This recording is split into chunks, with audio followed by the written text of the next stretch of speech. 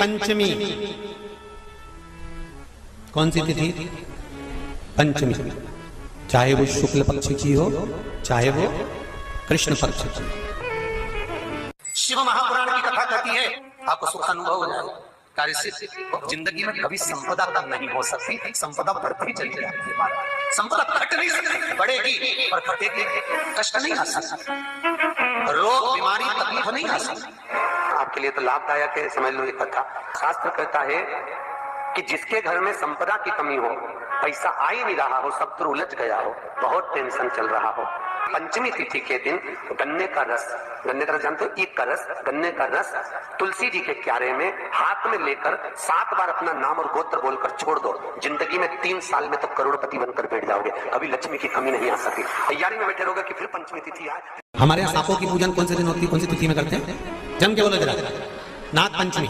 नाग पंचमी का मतलब क्या है? सांपों की पूजन करो। नाग पंचमी का मतलब होता है शंकर जी के मंदिर में जाकर 1 लोटा जल समर्पित कर दो। उसका कारण क्या है कि हमारे परिवार में, हमारे कुटुंब में, परिवार में कोई 7 पीढ़ी के अंतर्गत भी अगर कोई जीव तड़प रहा होता है, पड़ा हुआ होता है, उसकी मुक्ति नहीं होती है, तो पंचमी का चढ़ा हुआ जल उस जीव को प्राप्त हो जाता है और वो जीव तर जाता है, उसका फिर जन्म नहीं होता, वो तर।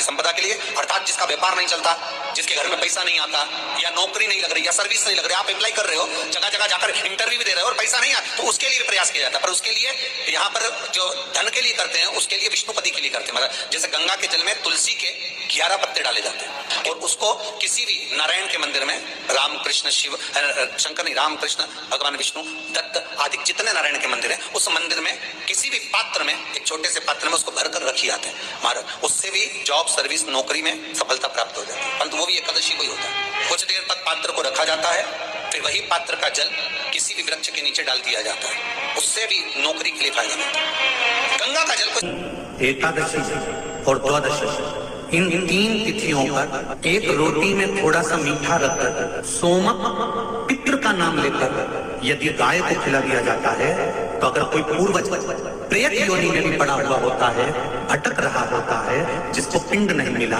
जो अचानक मर गया होता है, अधोगति में चले गया होता है, उस जीव की मुक्ति दशमी, एकादशी और द्वादशी, 3 दिन सोमक पितृ का नाम लेकर रोटी में, पूड़ी में मीठा रखकर अगर गाय को खिला दिया जाता है, ये 3 दिन तक, तो वो पितृ कभी भटकते नहीं है, उनको मुक्ति प्राप्त हो जाती है, मोक्ष में। दशमी की रात्रि के 12 बजे घी का दिया हथेली में रखकर, दरवाजे के बाहर उस दिए को हथेली में रखकर चंद्र का दर्शन रात्रि के 12 बजे दिए की लो में चंद्र का दर्शन करते हैं, उससे ज्योत प्रबल होती है हमारे। या तो होगा वो नवमी की रात्रि 12 बजे या दशमी की रात्रि की 12 बजे चंद्र का दर्शन, दीप घी का हाथ में जलाकर, नाम गोत्र अपना बोलकर, नरसिंह भगवान का स्मरण कर कर, ज्योति में चंद्र का स्मरण कर कर दर्शन किया जाता है। नेत्र कमजोर हो तो 3 या 4 दिन में ज्योतियों का क्रम बढ़ना प्रारंभ होता है। वैसे तो 15 दिन का लिखा है, पर शिव महापुराण कहती है 3-4 दिन का क्रम बढ़ता जाता है। केवल दशमी, चाहे उजाला की हो चाहे अंधेरे की। कौन से महादेव का नाम लेना है?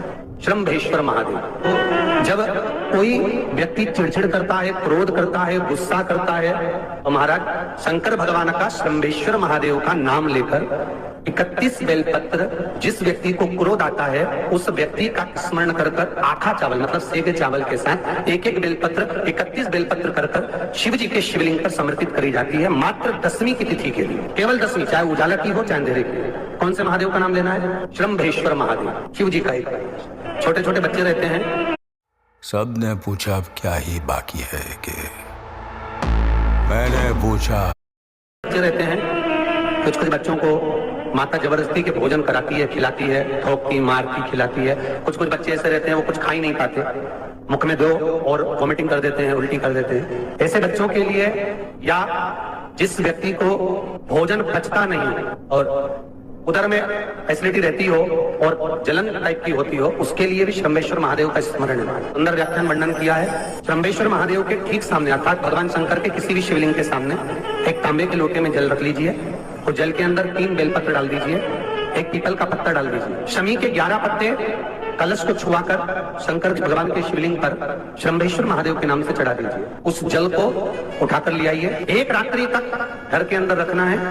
उस जल को शंभेश्वर महादेव का नाम लेकर, जिस व्यक्ति को एसिडिटी होती हो या उधर खराब रहता हो या भोजन नहीं पचता हो या पेट से जुड़ी हुई प्रॉब्लम हो या बच्चों को भोजन कराते हैं और वो वोमिटिंग कर देते हो, ऐसे बच्चे को या भोजन नहीं खा रहा हो ऐसे व्यक्ति को उस जल को सवेरे दोपहर शाम 3 बार शंभेश्वर महादेव का नाम लेकर आचमन कराना प्रारंभ कर दो, पिलाना चालू कर दीजिए।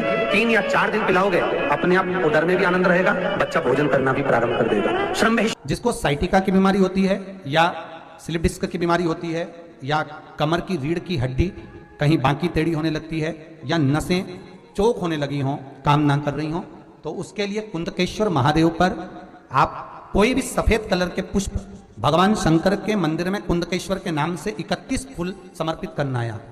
31 पुष्प,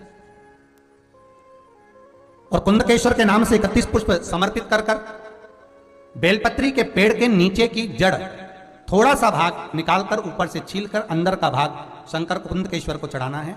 उस जड़ को लाकर उसको पीसना है और पीसकर सुबह के समय पर 3 बार उसका कुंदकेश्वर का नाम लेकर सेवन करना है। जिसको साइटिका और जिसको रीढ़ की हड्डी, स्लिप डिस्क, जिसको प्रॉब्लम होती है उसको बाबा कुंदकेश्वर एक ऐसे महादेव हैं, क्योंकि भगवान शंकर के चरण पर पार्वती के द्वारा फेंका गया कुंद का प्रहार हुआ और उससे बाबा को चोट लगी, जिससे बाबा का नाम कुंदकेश्वर पड़ा। जब आप जल शंकर को चढ़ाने तो रोज ही जाते हैं, जब एकादशी का दिन रहे और शंकर जी के मंदिर में आप जल समर्पित करें तो 3 बार मुख से स्वधा स्वधा स्वधा या स्वधा स्तोत्र का पाठ, जिसमें 12 श्लोक